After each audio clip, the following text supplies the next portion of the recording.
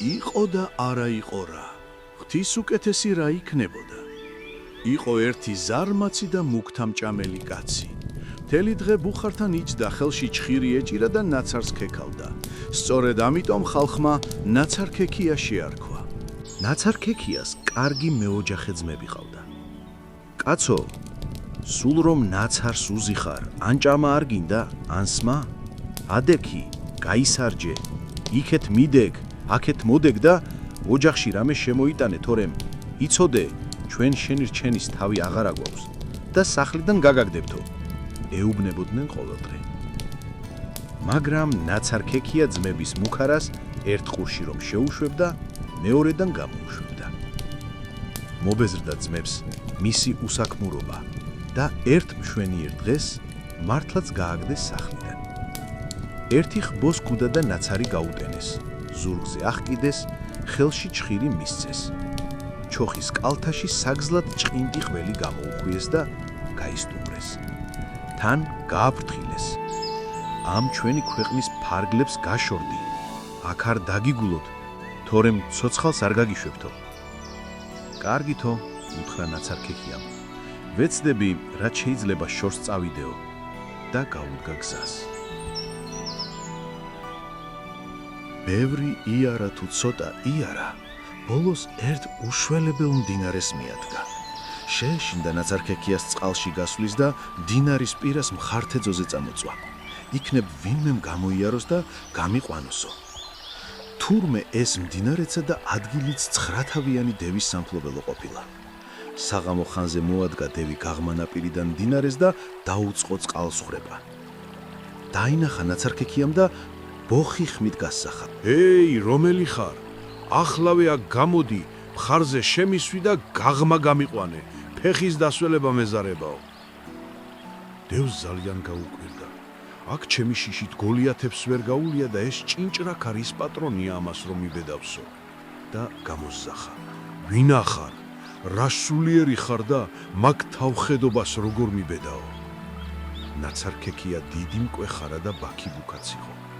შორიდან ისე ტრაბახს ატეხდა, რომ კაცს გორის მდრეკავი ეგონებოდა. შემოიყარა დოინჯი და გაზზახა დევს. აი შეკინკლავ შენა.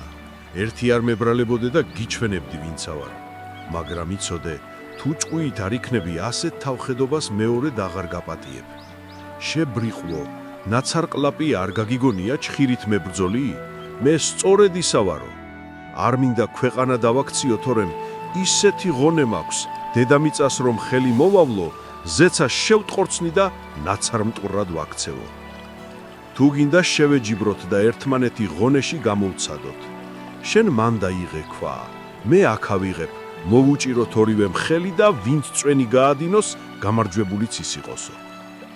აიღო დევმა ქვა, მოუჭირა ხელი და სულ დაფშნა, მაგრამ წვენი ვერ გამოადინა.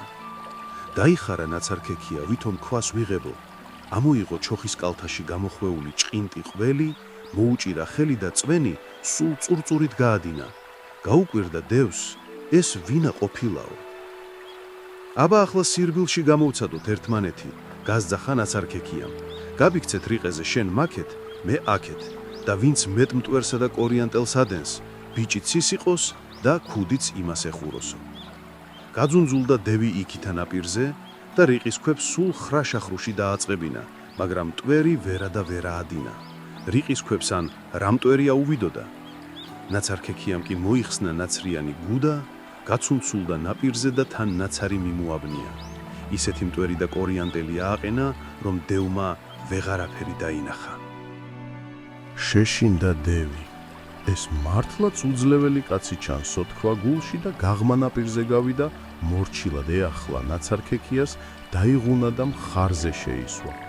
შუა მდინარეში რომ შევიდნენ, დევმა როგორც იქნა გაუბედა და ჰკითხა. ბატონო, ნაცრიყლაპიავდა ჩხირით მებრძოლო.